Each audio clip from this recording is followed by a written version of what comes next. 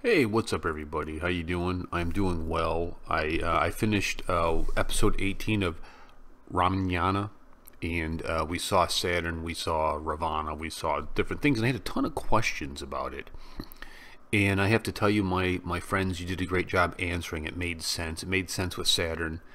If you can take Saturn out, then you can avoid the inauspicious days in your plans, whatever they are, or it minimizes them, I guess. And I have to say that I think that there was something to Hinduism. I think there's a metaphysical that probably the West doesn't understand, of abilities, enhanced, I don't know, awareness, astral projection. There's something to that. What does it mean? I don't know. It's hard for me to wrap my little Western brain around it because we are, Occidental versus Oriental in the way we view things, right? It's a different way of thinking, a different mode of operating. And I look at things through the lens of being a devotee of Christ, right? So I am Christian, so I have a different point of reference on things. But I think there is something to it. So we got this video here of Sadhguru talking about psychic abilities and psychic powers. I haven't watched it. I don't know what he's going to say in it. Is he going to say he has them, or is he going to say he doesn't have them? But this is going to be a long video because we're going to watch it. The video itself is 9 minutes and 23 seconds. We're going to watch it. I'm going to be drinking a bottle of water because my mouth dehydrates from talking. And I'm old. And then I start coughing. So bear with me. And then I'm going to share some thoughts, I think, after the video about this, because I really do think there's something to it. And the more, I'm a big comic book fan.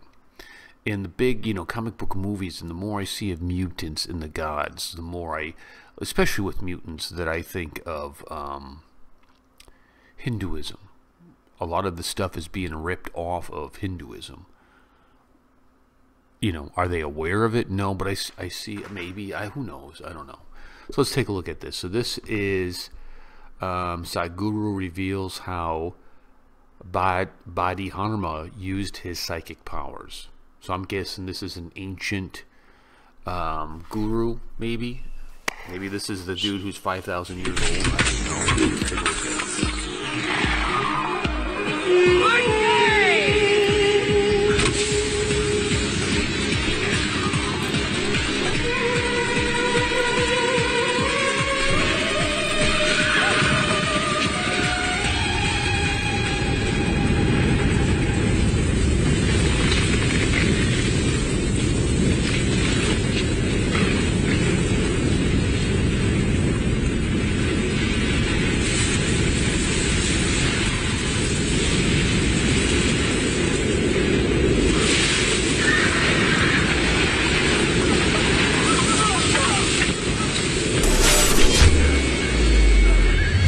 Swami Vivekananda. He was describing how ancient gurus could communicate with each other thousands of miles away just by thought. It's like a modern internet, how one computer can communicate with another computer in US or Europe, anywhere. Do you believe that human mind can be trained to influence another human mind or people's mind who are far away just by tuning our mind to the right frequency?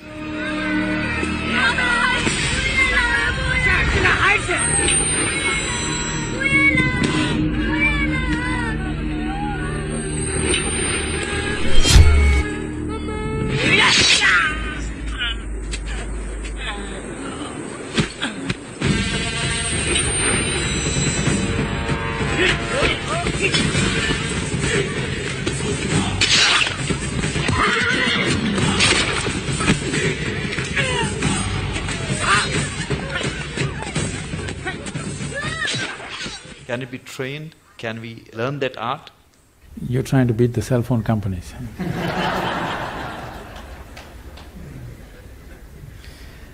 It's not just about the mind. See, when we say mind, the English word mind is only generally referring to only the thought process. Thought process is the most surface element of your mind. I think because of European thought, we have given too much significance to the thought. In the yogic science, we do not attach any importance to what you're thinking about or feeling right now, because what can you think? Only the data that you have collected, you're recycling it. It's of no great consequence. Whatever is on the surface of your mind keeps rolling, that is not of any consequence. What you're thinking and feeling right now is very surface of mind. There are deeper dimensions of the mind. In Sanskrit language, there are many words to describe the different states of mind. There is one aspect of the mind which we refer to as chitta. Chitta is the innermost core of the mind, which is your connection with what we are referring to as consciousness. If your chitta becomes conscious, if your chitta acquires a certain level of conscious control, if you acquire, now you have access to your consciousness.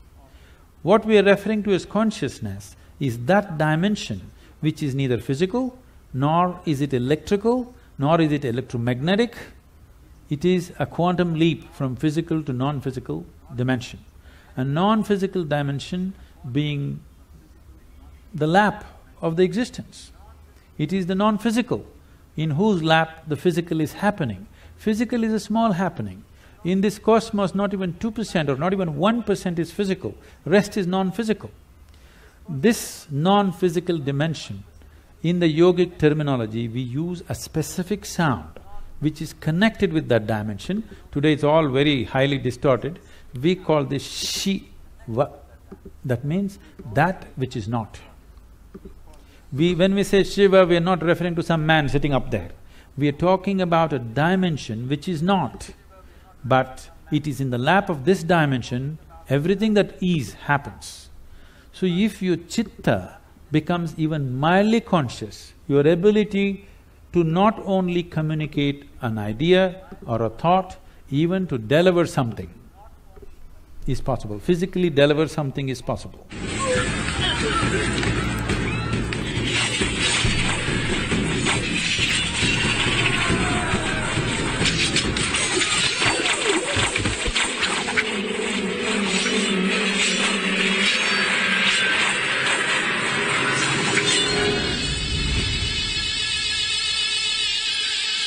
వైద్యశాస్త్రంలో మాత్రమే ఆయన సిద్ధహస్తుడని ప్రజలు భావిస్తున్న సమయంలో ఆత్మరక్షణ కళయందు ప్రధానమైన కళరి విద్యలోనూ చూపుతో ఎదుటి వ్యక్తిని కట్టివేయగల దృష్టి వశీకరణలోనూ బోధిధర్ముడు నిష్ణాతుడని ప్రజలు గ్రహించే తరుణం ఆసన్నమైంది.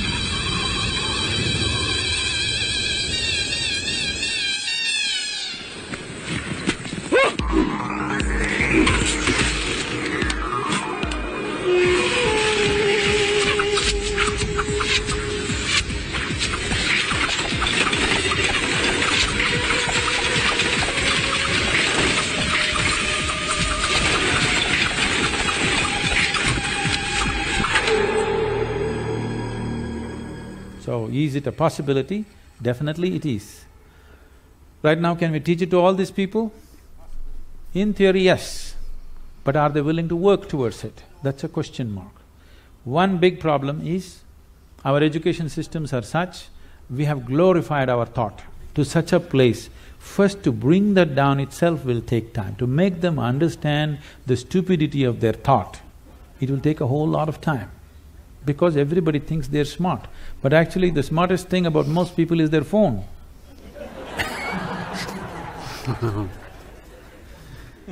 Because your thought process is just an outcome of the limited data that you have gathered. It doesn't matter if I have read the libraries of the world, still it is too limited compared to what it is, what the creation is. With all the scientific development, we still do not know how a leaf really works. We do not know how a single atom in its entirety we do not know with all the scientific exploration. So that should be humbling enough for everybody to know that we know how to use things, but we do not know what it is. It will take lifetime of attention to even grasp the fundamentals of what it is. So if people are willing to first of all understand, like the whims of their heart you just dismissed as dumb, okay? If they also understand the so-called smartness of their thought process and emotion is quite dumb, now it becomes easy. It becomes easy to train people that communication it's not like, now I want to generate this thought and give it to you, not like that. Things will happen to you before you think. What is best for you will simply happen to you even before you articulate in your mind. You don't have to ever think what you want to become, how you want to be. Life will just arrange itself. An intelligence beyond what you can contain in this bone box starts working for you, and it'll work. You heard of Ramanujam and others, just opened a window with their Devi and bone box. He becomes that kind of a mathematician, which is, even today after 1 century they're still trying to figure out what he said. And the mathematical calculations that he gave is the backbone for describing the black holes in the universe. When he was there was no word called black hole, nobody knew there is such a thing. When we say black hole, what we are talking about is the curve of time and gravity, which is something modern science is battling with. He made mathematical background for that. As the curve increases, what is in existence, physical existence, becomes non-existence. So this is what it is when we say yoga. You reduce the curve in such a way that what is largely physical becomes non-physical. Once it's non-physical, time and space is not an issue. Once time and space is not an issue, communication is simply there.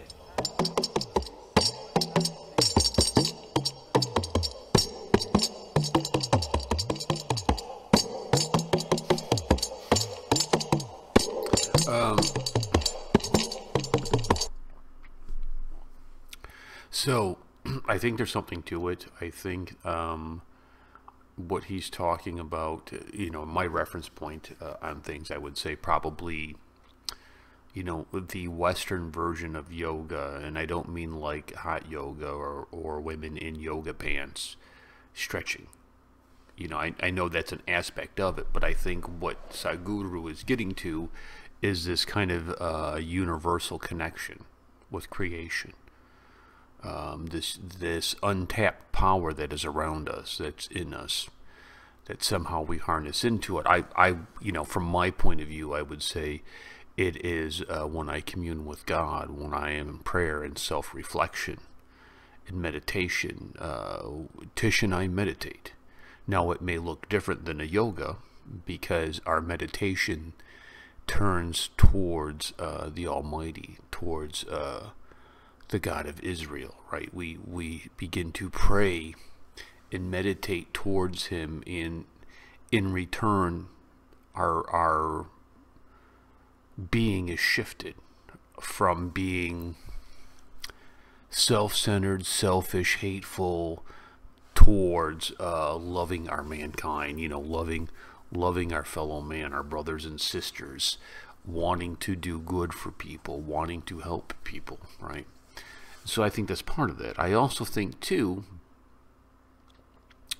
that as far as Eastern philosophy goes, probably the one thing that I'm the most familiar with is Qi. And I learned Qi from martial arts, from Shotokan. Kind of was raised in that, the center line of a person, attacking the center line. But here I find out that when I start watching the Indian stuff and Sadhguru, oh no, the center line in Hinduism is something different. It's not a place where you attack to cripple an opponent. It's the 5 sources of energy that generate through a person. And it's like,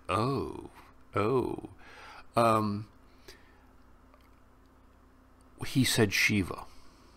We say Shiva. And he said we're not referring to a man up there.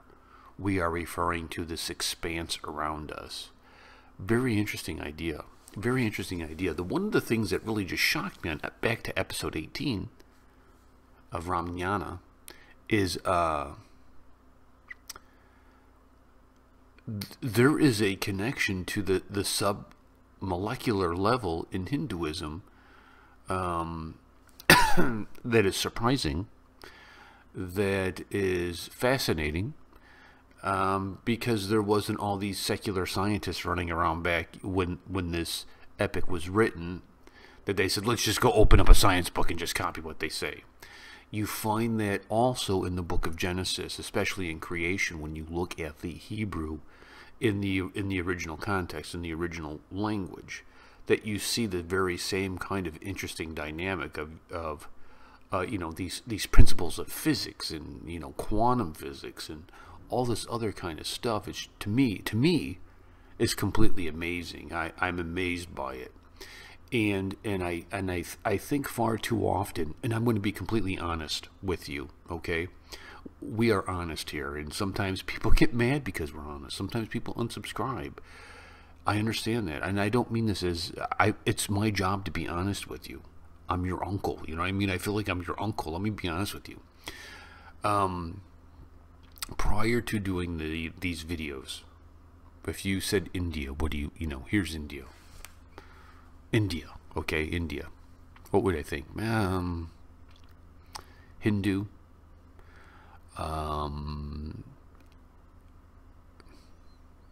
Hindu, crowded, maybe archaic in their thinking because of Hinduism. But watching these videos, what I'm becoming to understand is that the philosophies that are put forth in Hinduism are actually way ahead of the curve, right? I think it's easy to fancy us in the West as like, we're so smart. Look at us, come on, we're so smart. And you people aren't. And how that's not really the case, that a lot of the stuff that the West comes up with and says, we're so smart, is really based on some kind of Eastern philosophy that we forgot about. That's all of a sudden it's new to me. Like it's like, you know, let me give you an example. I did a movie review on Dar, and somebody made a comment like, why are you watching these old freaking movies? They're new to me. You know, Hollywood puts out, I think, 700 films a year. Bollywood, not the whole entire Indian industry of films, but Bollywood puts out 2,100 films a year. So, you know, things, you know, it's all relative, I guess. It's new to us because we didn't grow up in the culture. So I think there is an ability to connect with people like that. And Sadhguru was talking about it, and I can't help but think like with the Warrior Queen. Sometimes I know what the Warrior Queen's thinking. How does that happen? How does that happen? Is it a lucky guess? Is it like, I'm just going to guess she's thinking about eating ice cream? Oh, no, she's not. She's thinking about, you know, her dad. Oh, I'm way off. No, that's not it. There's some kind of connection. And I think what Sadhguru, what he was saying about this, bringing your thoughts down to a level, and it's possible, you know, that, you know, basically you humble yourself in the opinion of yourself and you connect with others. Yeah, absolutely, dude. Absolutely, I believe that. Because there are people that I'm connected with that we can just look at each other and we know what the other one's thinking about anything. Now, can I read their mind? No, I can't read their mind, but it is more of a feeling, an intuition. Now, is this intuition? Is this feeling what Sadhguru is saying, or is it something else? I don't know. I'll leave that to the experts to debate and hash out. But it's true, and I think meditation and pause and self-reflection are only good for us. And I think too that there is a metaphysical side of this where you can bend spoons. Can I bend spoons? No, I can't bend spoons. I tried to as a kid. I used to try to as a kid. I would grab a spoon and just stare at it and be like, oh, man, whatever. I was a stupid kid. I can't do it. But I think Sadhguru, what he was saying is true, I guess is what I'm saying. That you can do these, you can make these connections with people, you can have a supernatural relationship with somebody. I don't think it's far-fetched. I don't think it's far-fetched at all. All right, folks, sorry for the length of this. I thought it was important to kind of go through the entire thing. I'll catch you later. Peace and much love. Thanks for watching Movie Community College. Please like and subscribe. Check out my Redbubble link in the video description.